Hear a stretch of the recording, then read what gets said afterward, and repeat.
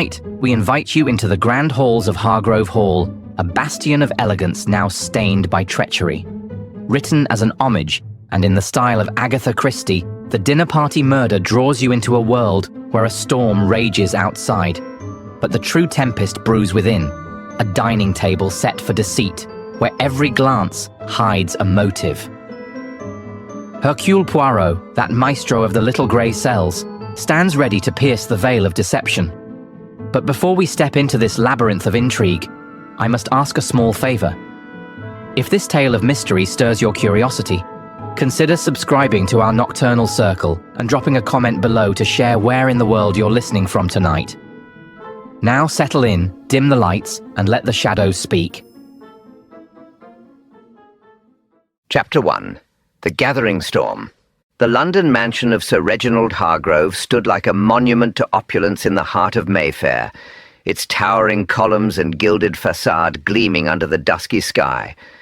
To Hercule Poirot, stepping from his cab onto the cobblestone drive, it was a vision of grandeur, marble and gold leaf harmonizing with the faint scent of wealth that lingered in the air. The windows glowed with the promise of an evening both elegant and perhaps perilous. Poirot adjusted his impeccable black tie and ran a gloved finger along the edge of his pristine moustache. The invitation to this dinner party had arrived with little explanation. A curt note in Sir Reginald's bold hand. "A matter of some delicacy requires your attention. Do come." Curiosity, that most persistent of Poirot's companions, had compelled him to accept. The butler, a stiff figure in starched livery, met him at the door with a bow. "Welcome, Monsieur Poirot. Sir Reginald is expecting you. The guests are in the drawing-room." Poirot followed through a foyer adorned with treasures, Rembrandts and Monets jostling for space with a brooding Caravaggio. His eye lingered on a small, sorrowful portrait tucked among the masters, its subject gazing out with an air of quiet despair. Curious, Poirot thought, a note of discord in this symphony of splendour. Double doors swung open to reveal the drawing-room, where crystal chandeliers bathed a small assembly in golden light. At the heart of the gathering stood Sir Reginald Hargrove, a man whose very presence commanded attention. Tall and silver-haired, with a suit tailored to perfection, he was in his late 50s, yet carried the vigour of youth tempered by the steel of experience. His eyes, sharp as a hawk's, surveyed the room with an appraiser's precision. "Ah, Poirot!" Sir Reginald's voice cut through the murmur of conversation as he strode forward. "You honour us. I hope London's fog didn't dull your little grey cells." Poirot smiled, appreciating the jest. "Not at all, mon ami. The fog. It sharpens the mind, n'est-ce pas?" Sir Reginald's smile was thin, a flicker that failed to warm his gaze. "Art is my lifeblood, Poirot, and my trade. Come, let me introduce you." He gestured to a man nearby, clutching a brandy glass with a grip that suggested more than casual enjoyment. "Mr. Archibald Finch, a fellow collector, though not, I fear, my equal in the game." Finch, a wiry figure with a pinched face and hair retreating from his brow, offered a tight smile. "Sir Reginald does enjoy his jests. We've crossed swords over many a canvas." Poirot inclined his head. "Enchanté, Monsieur Finch." He noted the brittleness in Finch's tone, and the restless way he adjusted his cufflinks, a rival then, and one with a grudge. Before Finch could reply, a younger man approached, his cheeks flushed and his tie askew. "You've always loved an audience, father," he said, his voice carrying a hint of bitterness. Sir Reginald's expression darkened. "Charles, my boy, it's mere banter. Don't be so tiresome." Charles Hargrove, the estranged son, Poirot deduced. Handsome in a rumpled way, his eyes darted with a restless energy. "I'm not tiresome," he muttered. "I only wish—" "Pardon me," came a clear, confident voice. A woman stepped forward.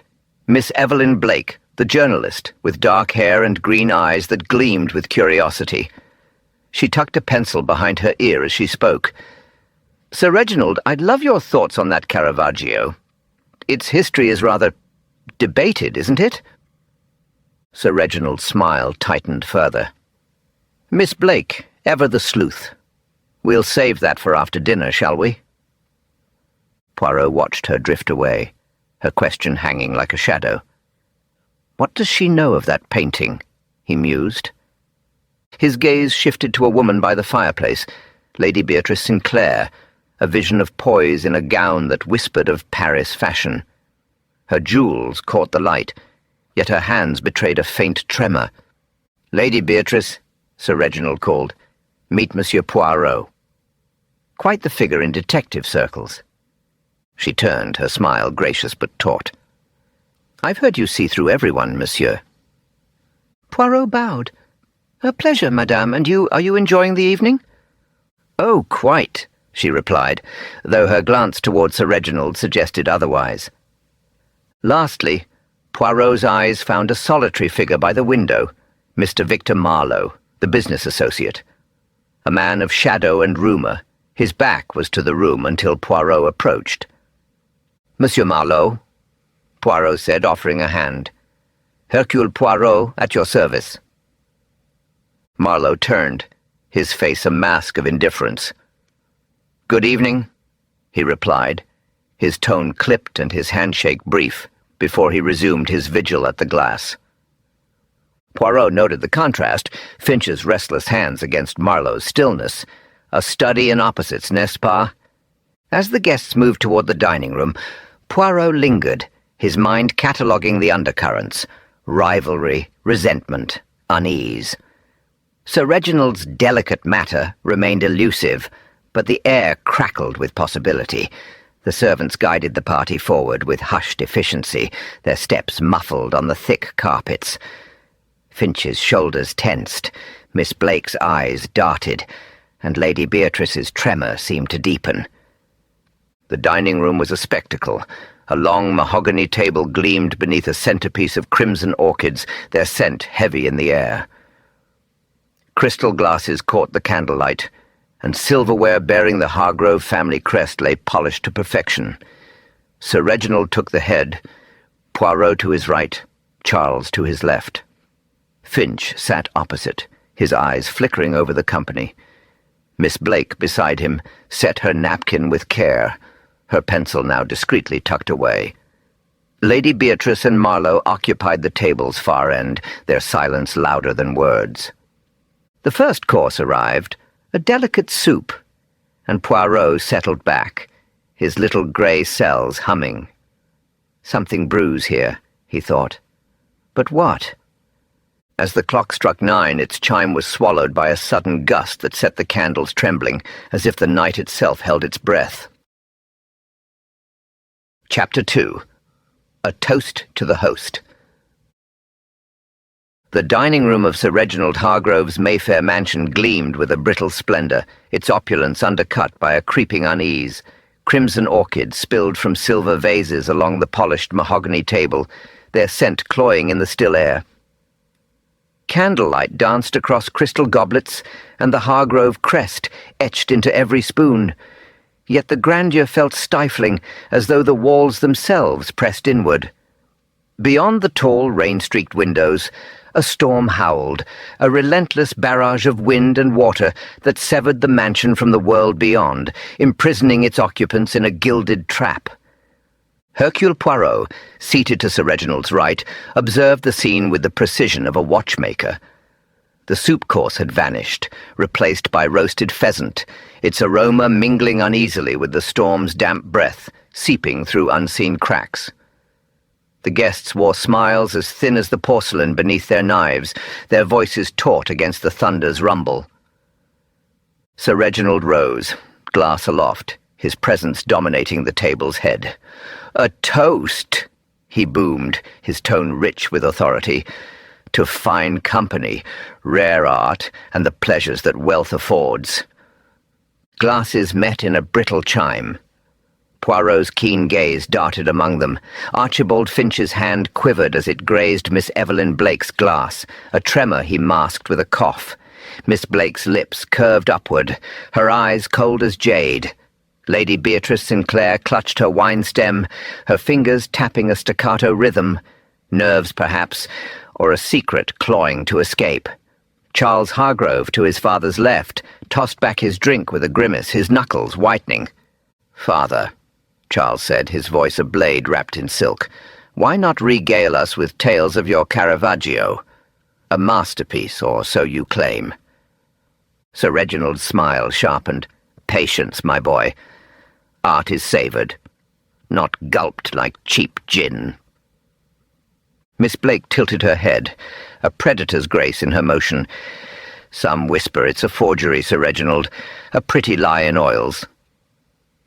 The table stilled, the storm's roar filling the void. Finch's fork clattered against his plate, a flush creeping up his neck. Lady Beatrice's tapping ceased, her hand frozen mid-air. Victor Marlowe, who had been tracing raindrops on the window with his gaze, snapped his head toward the host, eyes narrowing. Sir Reginald's laugh rang hollow. "Whispers, Miss Blake. The small change of smaller minds. My Caravaggio is beyond reproach." "Beyond reproach, perhaps," Poirot mused, "but not beyond envy or deceit." He noted the footman gliding past, a wiry youth, pale as chalk, whose fingers lingered a heartbeat too long as he set a chocolate mousse before Sir Reginald. A slip or something more? Lady Beatrice, seeking refuge from the silence, turned to Poirot. "Monsieur, what drives a man to your profession? To see guilt in every shadow?" Poirot's moustache twitched. "Not guilt, madame, but truth. It hides in the twitch of a hand, the pause in a breath, the little things others overlook." Marlowe leaned forward, his voice velvet over steel. "And what little things catch your eye tonight, Monsieur Poirot?" Poirot's eyes gleamed. "Ah, monsieur, the game is young, but the grey cells, they hum with possibility." The meal pressed on, each bite shadowed by the storm's fury. Poirot mapped the table in his mind. Sir Reginald at the helm, Charles and Poirot as reluctant lieutenants, Finch and Miss Blake opposite, their glances darting like fencers' blades, Lady Beatrice and Marlowe at the far end, islands of quiet amid the chatter. Then came the mousse, its dark surface glistening. Sir Reginald lifted his spoon, pausing to inhale its scent. "Exquisite," he murmured, a faint smirk playing on his lips. He took a bite, and froze. His spoon clattered to the table, his face contorting as though an invisible hand gripped his throat.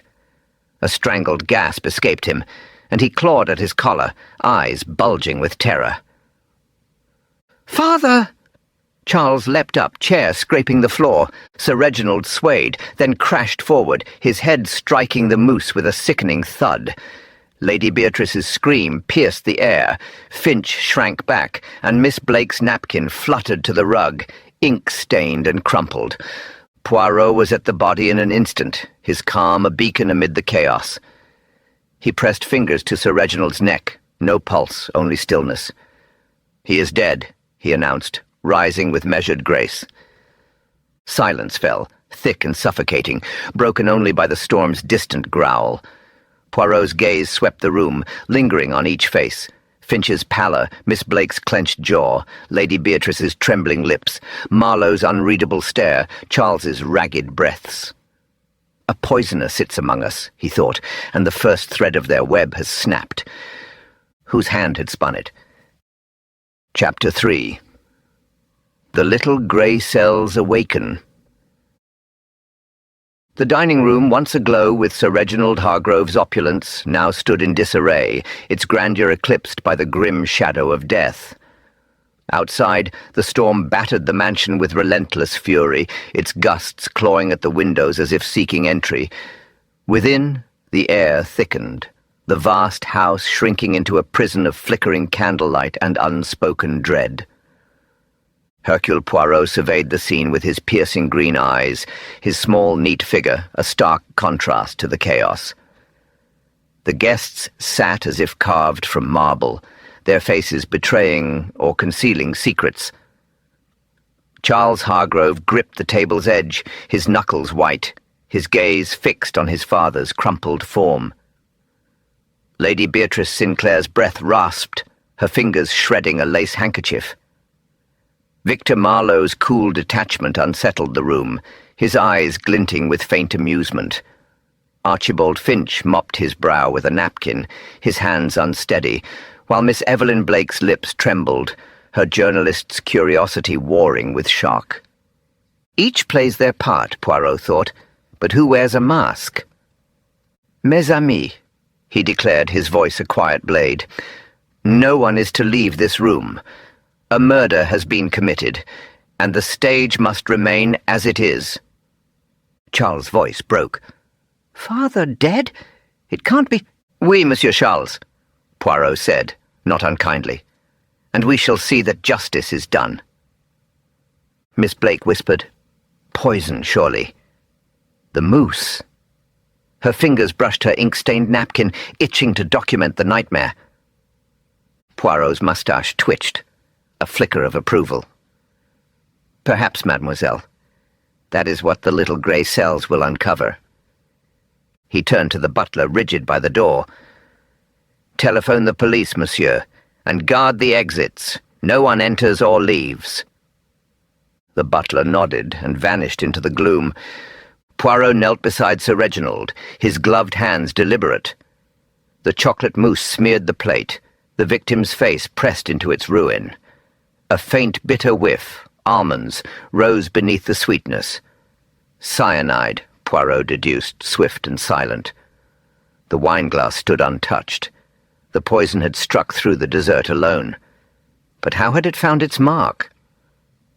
Standing, he studied the guests anew. Finch's eyes flicked to the door, a rabbit poised to bolt. Lady Beatrice murmured soundlessly. Was it prayer or fear? Charles's grief seemed laced with something sharper, anger, perhaps. Miss Blake traced her notebook's edge, while Marlowe's calm felt like a challenge. Poirot, Marlowe drawled. You thrive in this madness, don't you?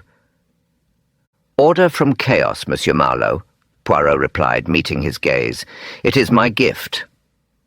The butler returned, shadowed by James, the trembling footman who had served the dessert.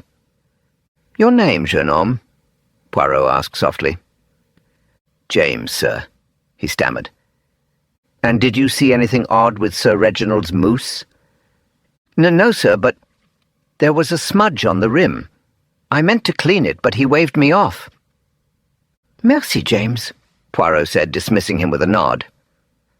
Sirens wailed faintly through the storm, and soon Inspector Barnes stormed in, rain-soaked and grim. Poirot, he grunted. Another mess. What's the story? Cyanide, Inspector, Poirot said, gesturing to the body. In the dessert, I suspect. Barnes scowled at the corpse. Nasty, these the suspects. And witnesses, Poirot murmured. All had the chance. Statements, then, Barnes barked. Poirot, untangle this. I trust your nose for it. Poirot bowed slightly. The little grey cells are at work. As Barnes took charge, Poirot drifted to the sideboard, where the untouched desserts gleamed. A silver spoon caught his eye, misaligned, its bowl faintly stained. Intriguing, he thought, pocketing it discreetly. A slip, or a lure. He approached Miss Blake, who scribbled furtively. What do you see, mademoiselle? She flinched. Details, monsieur, it's my craft. And what details stand out? He pressed gently. The smudge on Sir Reginald's plate, unique. And Mr. Finch.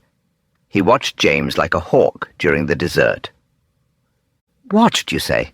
Poirot's eyes gleamed. With what air? Eager, she breathed. Too eager. A thread, Poirot mused. You have a sharp eye, mademoiselle. As Barnes questioned the guests, Poirot stepped into the corridor, drawn by a rustle, a whisper of movement. A shadow flitted around the corner, gone in an instant. His lips curved faintly. Someone flees, he thought. But from what or to what? The storm rumbled and Poirot lingered, the puzzle tightening in his mind. The trap is set, he reflected, and the quarry will not escape. Chapter 4. The First Interviews. The dining room, once aglow with Sir Reginald Hargrove's opulence, now crouched beneath a pall of death. Beyond the rain-lashed windows the storm raged, a ceaseless dirge of wind that clawed at the panes and rattled the soul of the old house. Inside, the air thickened with unspoken accusations, the candlelight guttering fitfully, casting shadows that writhed like spectres across the guests' taut faces. Inspector Barnes issued clipped commands, his men a flurry of motion, but Hercule Poirot stood apart, his calm a beacon in the tempest. His keen eyes fixed on Charles Hargrove, whose pallor and twitching fingers bespoke a man wrestling with more than grief. "Monsieur Charles," Poirot said, his voice a silken thread against the storm's snarl, "shall we step into the drawing-room, a quieter place, I think, for the little grey cells to work?" Charles gave a curt nod, his boots scuffing the parquet as he followed. The drawing-room offered a fragile reprieve, velvet drapes muting the rain's drumbeat, the hearth's embers hissing their last. But the night's dread clung like damp. Poirot sank into a chair, his compact frame radiating stillness. "Your father, Monsieur Charles," he began, his tone as mild as a summer breeze. "He was a man of great force, no? One who shaped the lives around him, perhaps not always gently." Charles prowled before the fire, his shadow a restless giant on the wall. "Force? Ha! A dictator, more like. He gripped us all, me especially, with a fist of iron and a balance sheet. Every shilling accounted for, every failure tallied." Poirot tilted his head, a gleam in his eye. "The balance sheet, you say? Money, then, was a frequent visitor to your quarrels?" Charles froze, his jaw tightening. "What are you getting at, Poirot?" His laugh cracked like thin ice. "Yes, we argued over funds. He kept me on a leash and I've stumbled. Debts, bad choices. But poison? I'd sooner starve than stoop to that." "Vraiment?" Poirot's voice remained soft, yet it probed like a stiletto. "And yet you sat at his elbow, close enough to slip a little something onto his plate, perhaps, a trifle, unnoticed amid the clatter." Charles' hands balled into fists, veins stark against his skin. "I cared for him, damn it, despite everything. We fought, Lord, how we fought, but I'd not harm him. I'd sooner carve out my own heart." Poirot noted the quiver in Charles's voice, the wild flick of his eyes toward the door. Guilt, or the panic of a man ensnared, he wondered. "A small thing, monsieur," he added lightly. "The dessert course, did it pass without incident?" Charles scrubbed a hand across his face. "Funny you ask. Father's mousse came late. James, that oaf of a footman, fumbled a spoon, dropped it right by the table. I barely noticed, too busy stewing." "Most interesting," Poirot murmured, rising with a nod. "You have given me much to ponder, Monsieur Charles." As Charles trudged out, his frame bowed as if by unseen chains. Poirot's mind whirred. A dropped spoon, a delayed dish, chance, or the deft hand of design. He filed the thought away, turning to his next quarry. Lady Beatrice Sinclair swept into the drawing-room, her poise a polished mask, though her hands betrayed her, flitting from her pearls to her skirts, restless as caged birds. Poirot greeted her with a bow, his moustache quivering faintly as he assessed her. "Madame, your kindness in aiding me is most appreciated," he said, his tone warm yet edged with purpose. "A terrible night, no? But the truth, it will not hide forever."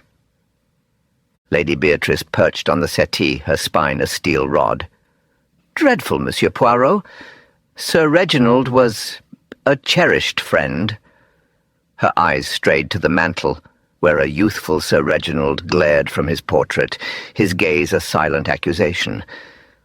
Poirot traced her look.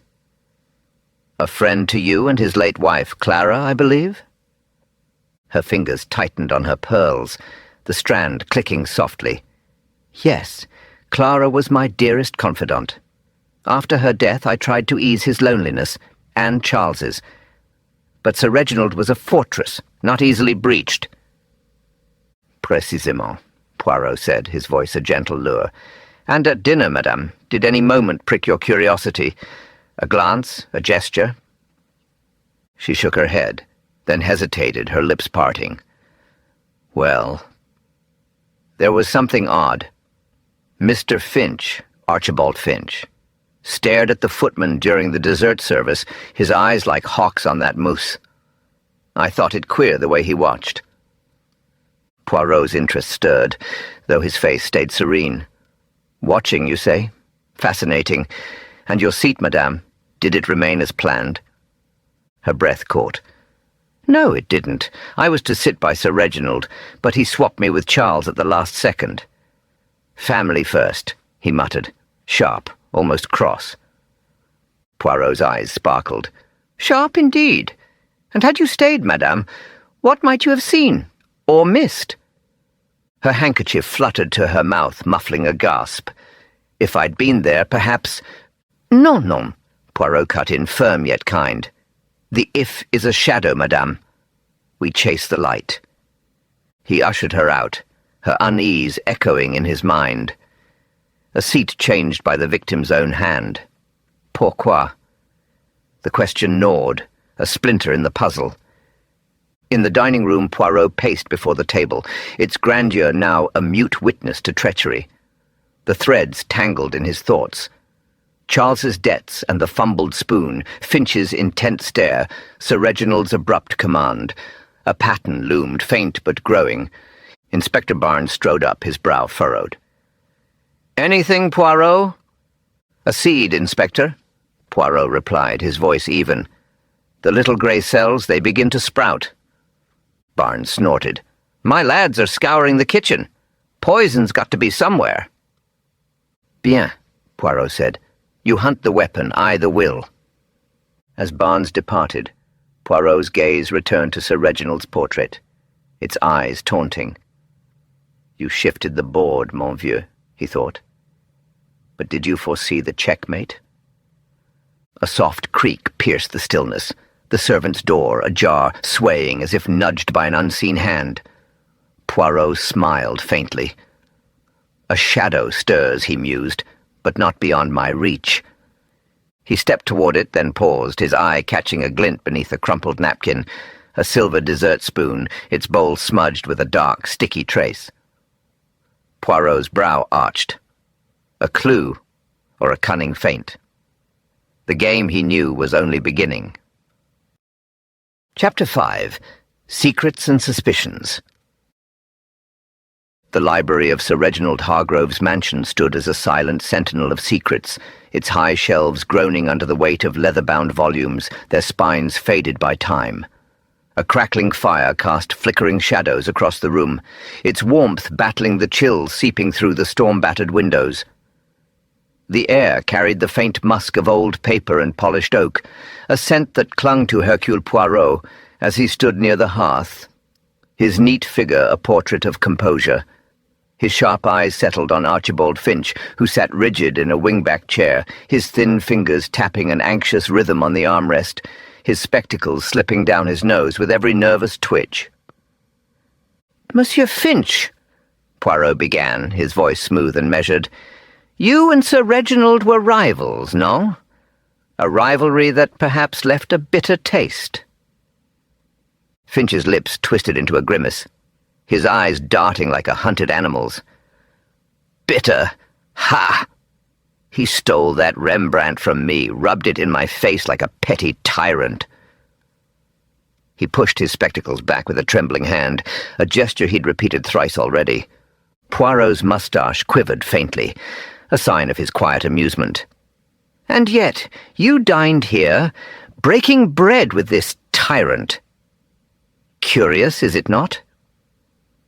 Finch's fingers stilled, his spectacles fogging with a sudden breath. "I had business to settle," he muttered, adjusting the frames again. "A trip to Paris looms. Nothing more." "Paris," Poirot mused, his tone light but piercing. A city of beauty and secrets. What calls you there, monsieur? Finch's throat bobbed, a bead of sweat glistening on his brow. A private matter. An acquisition. It's irrelevant to this tragedy. Vraiment? Poirot's smile was polite, yet his eyes gleamed like steel. At dinner you watched the footman with great interest. Why? Finch flinched, his hand jerking to his spectacles. Watched? Nonsense. I was admiring the mousse. Superb presentation. Superb, Poirot echoed, his voice laced with irony. And fatal. He stepped closer, his gaze unrelenting. Did you see anything unusual on Sir Reginald's plate? A smudge. Chocolate, perhaps, Finch stammered, his spectacles slipping once more. Nothing of note. Merci, Poirot said, dismissing him with a nod. As Finch rose and shuffled out, Poirot's eyes caught a dark stain on the man's cuff where it had grazed the chair, a smear like paint, or perhaps something more sinister. The little grey cells they stir, he thought. The conservatory offered a stark contrast, its glass walls trembling under the storm's relentless assault.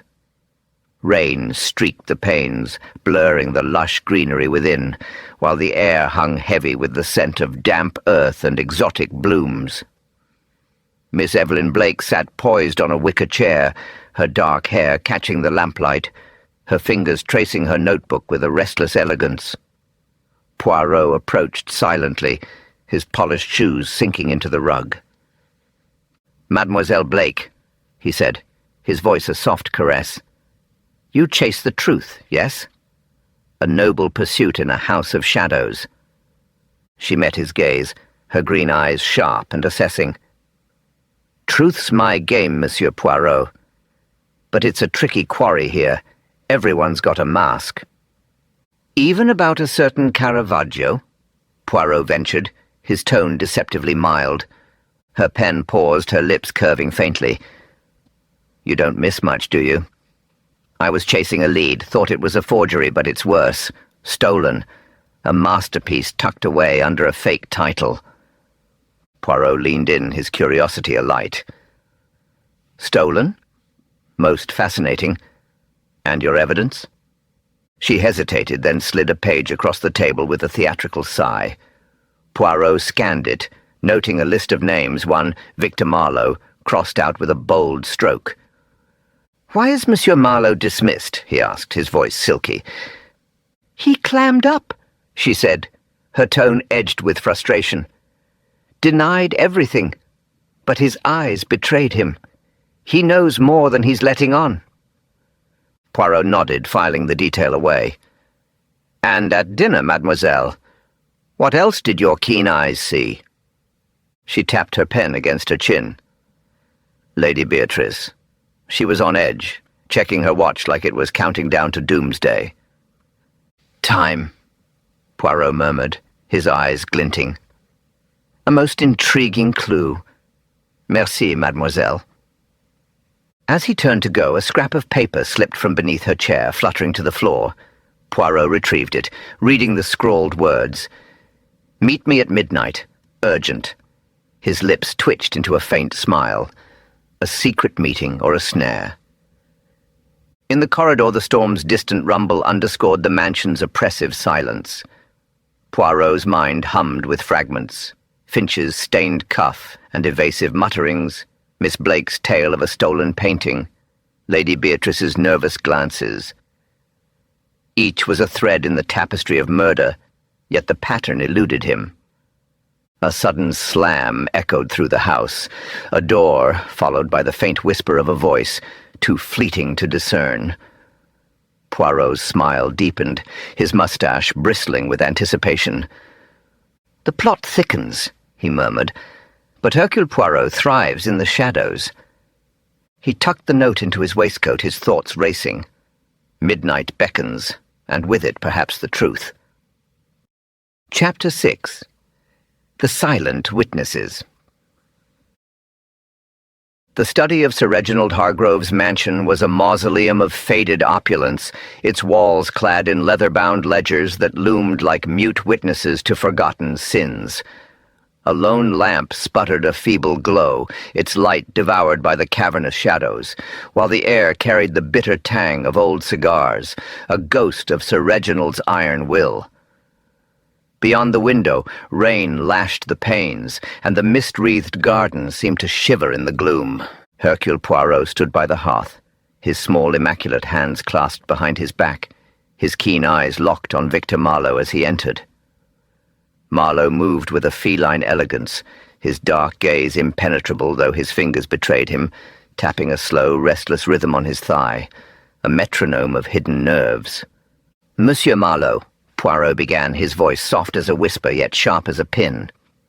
"You and Sir Reginald, you shared the fruits of commerce, oui? But not, I suspect, the confidences of friends." Marlowe's lips curled faintly.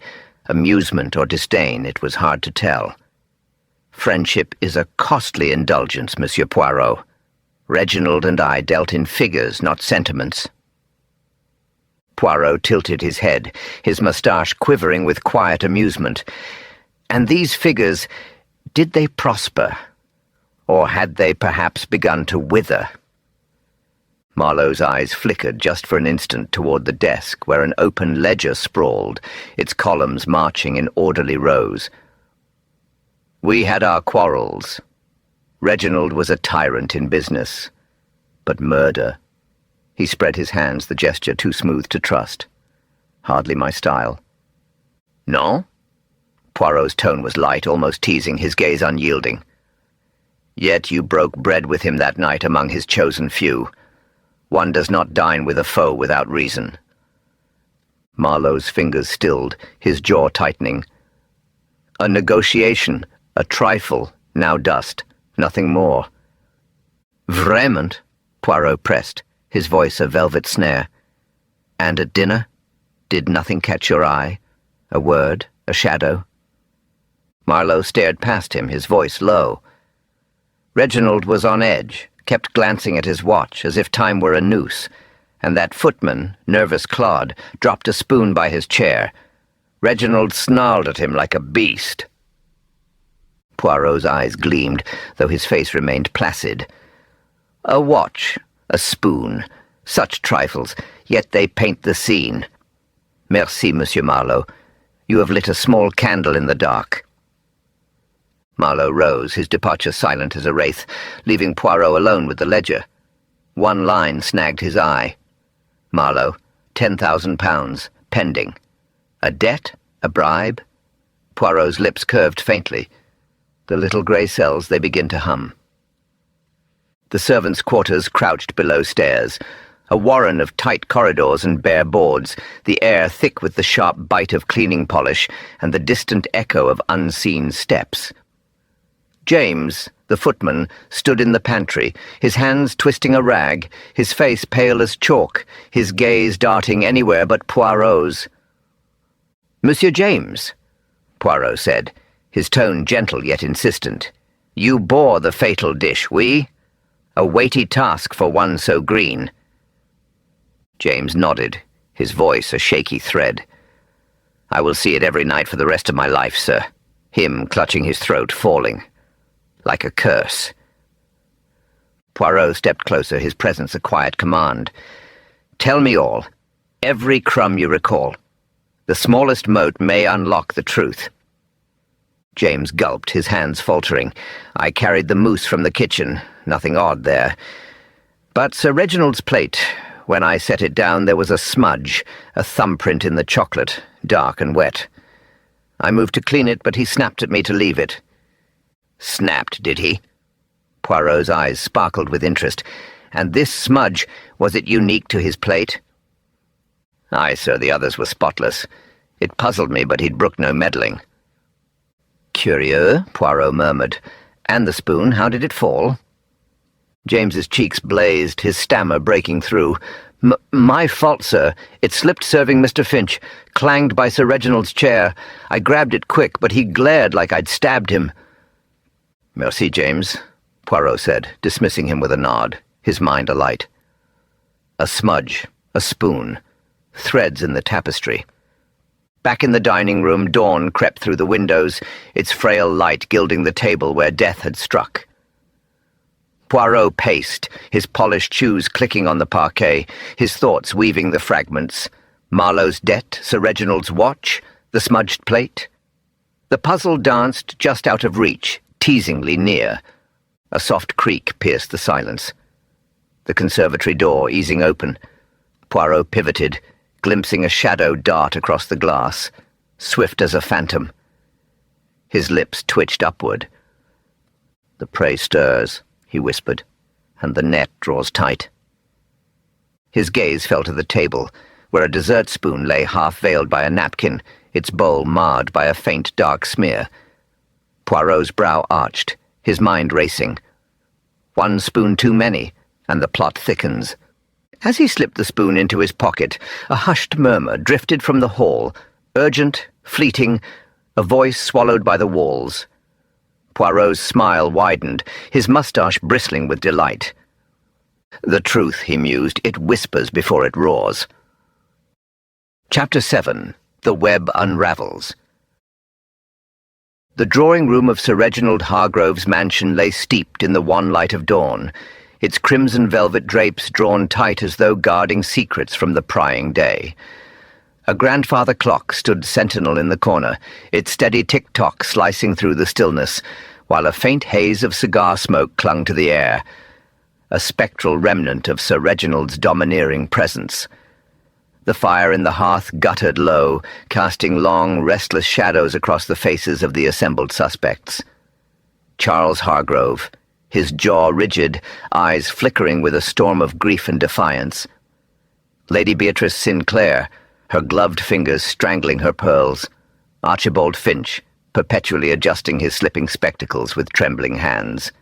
Miss Evelyn Blake, her journalist's composure cracking at the seams. Victor Marlowe, his dark eyes impenetrable. And James, the footman, wringing a rag as though it might absolve his pallor. Hercule Poirot stood before the hearth, his diminutive frame a picture of poise, his moustache waxed to perfection, his green eyes glinting with the quiet triumph of revelation. He clasped his hands behind his back and surveyed the room with the air of a maestro about to conduct his final symphony. "Mes amis," he began, his voice soft yet piercing, "we stand at the denouement of a most tragic affair. Sir Reginald Hargrove did not merely die, he was dispatched with a cunning that bespeaks envy, greed, and the shadowed depths of the soul." The clock's ticking swelled, a relentless pulse. Charles's fists balled at his sides, Lady Beatrice's pearls clicked faintly, and Finch's spectacles teetered precariously on his nose. Poirot's gaze swept the assembly, pausing on each face as if peeling back their masks. Let us set the scene. The dining table, where Sir Reginald, in a moment of caprice, insisted Monsieur Charles take the seat beside him, displacing Lady Beatrice. "A trifle, you think?" Charles' voice was taut, a wire about to snap. He said family first. It struck me as odd. He was never one for sentiment. "Précisément," Poirot replied, a faint smile curling his lips. A small gesture, yet it preserved Lady Beatrice from a fatal taste. For the poison, cyanide, swift and silent, was not in the mousse, but upon the spoon. A collective intake of breath rippled through the room. Finch's spectacles clattered to the carpet, and James's rag twisted into a tight knot. Poirot produced the dessert spoon, its silver bowl marred by a faint, sinister stain. This spoon, coated with death, was placed at Sir Reginald's setting by the murderer, ensuring he alone would partake of its venom. Inspector Barnes, looming by the door, furrowed his brow. But how was it tainted, and who could have swapped it unnoticed? Poirot's eyes danced with delight. "Ah, Inspector, that is where the little grey cells perform their magic. Observe the clues, the smudge on Sir Reginald's plate, the fallen spoon, and the movements of those present." He turned to James, whose face blanched to the hue of chalk. "Monsieur James, you remarked upon a smudge, A thumbprint in the chocolate, you thought. It was no chocolate, but the mark of a glove, steeped in poison. James sputtered. I didn't... "Non, you did not," Poirot said with a gentle nod. "You were but an instrument. The killer foresaw Sir Reginald's temper. He would not permit you to wipe the plate. The smudge was a feint, a clever misdirection." Lady Beatrice's voice quivered, her pearls trembling in her grasp. "But who could devise such a heartless scheme?" Poirot's gaze settled on Finch, who recoiled as if stung. "Monsieur Finch, you observed the footman with the intensity of a predator. Were you anticipating something?"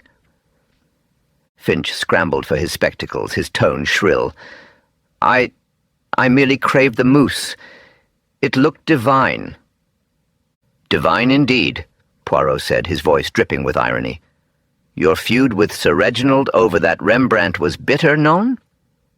Finch's cheeks flamed. "Yes, but I'd never—" "No," Poirot cut in sharply. "Your hands bear the stains of paint, not poison. You are no killer, merely a man caught in the wrong moment."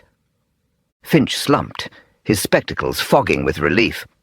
Poirot turned to Miss Blake, her pen hovering but still. "Mademoiselle, your pursuit of the Caravaggio scandal, a stolen treasure, was bold. Yet your ink stains tell of a story, not a murder." She inclined her head, tension easing from her frame, though her eyes remained keen. "Lady Beatrice," Poirot continued, his tone softening, "your nerves, your glances at the clock. You awaited news, perhaps?" Her voice faltered. "My solicitor, about Clara's estate. I feared Sir Reginald's wrath." "A fear unfounded," Poirot said kindly. "Your soul is not that of a poisoner." He paused, his eyes locking onto Victor Marlowe, who returned the stare with glacial calm. "Monsieur Marlowe, your dealings with Sir Reginald, a debt of £10,000, were strained, no?" Marlowe's lips twitched. "Debts are paid with gold, not cyanide. I had no cause to kill him." "Vraiment," Poirot conceded. "Your quarrel was heated, but not the seed of this crime." Charles Hargrove leapt up, his voice raw with anguish. "Then who, Poirot? Who murdered my father?" Poirot's expression grew grave, his voice steady as steel. "The one who stood to gain all and lose all. The one who foresaw the seating shift, who hovered by the sideboard, who knew the spoon would fall." All eyes swiveled to Charles, whose face drained of blood. "Me? You accuse me?" "Oui, Monsieur Charles," Poirot said, unrelenting. "It was you." A stunned hush blanketed the room, broken only by Lady Beatrice's faint, choked sob. Poirot pressed forward, his words cutting like a blade. "You planted the notion of family first in your father's mind, knowing it would place you beside him. You tainted the spoon at the sideboard, then engineered the footman's mishap to replace it with the lethal one." James's eyes widened in horror. "The spoon? I dropped it because someone bumped me. I thought it an accident." "No," Poirot said, his gaze fixed on Charles. "It was intent. You jostled James, then, under pretense of aid, slipped the poisoned spoon into place." Charles's face twisted, fury and terror clashing in his eyes. "This is madness. You've no evidence." "Au contraire," Poirot replied, drawing a small vial from his waistcoat. "In your haste, you left this in the conservatory, a vial of cyanide, its cap ajar." Charles lunged, but Inspector Barnes's men seized him, wrestling his arms behind his back. "Why?" Lady Beatrice whispered, tears glistening on her cheeks. "He was your father." Charles's laugh was jagged, his eyes wild. "Father?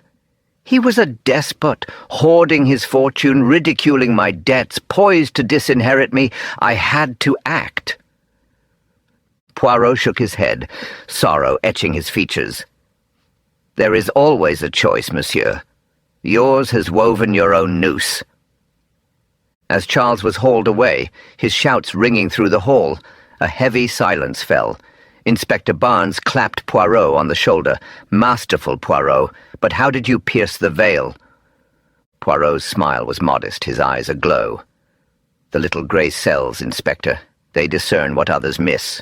The spoon, the seating, the smudge, all threads in a tapestry of deceit. Hercule Poirot merely follows them to their end." He turned to the window where dawn's first light pierced the gloom. Yet it is not the triumph that lingers, but the pity of a son undone by the very greed he decried. Chapter 8. The Final Thread. The Hargrove mansion stood in hushed stillness, the storm's fury now a distant memory.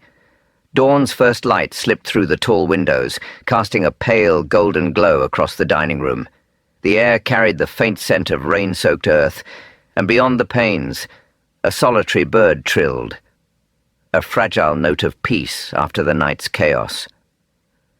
Hercule Poirot lingered by the grand table, his gloved finger tracing the edge of a wilting orchid, its petals drooping like a mourner's veil. He gazed at the empty chairs, each a silent witness to the tragedy that had unfolded. A family fractured, he mused, not by fate, but by the quiet poison of greed. His thoughts drifted to Charles Hargrove, now in custody, his future as shattered as the life he had taken. "Ah, mon ami," Poirot reflected, "what might have been had you chosen differently?"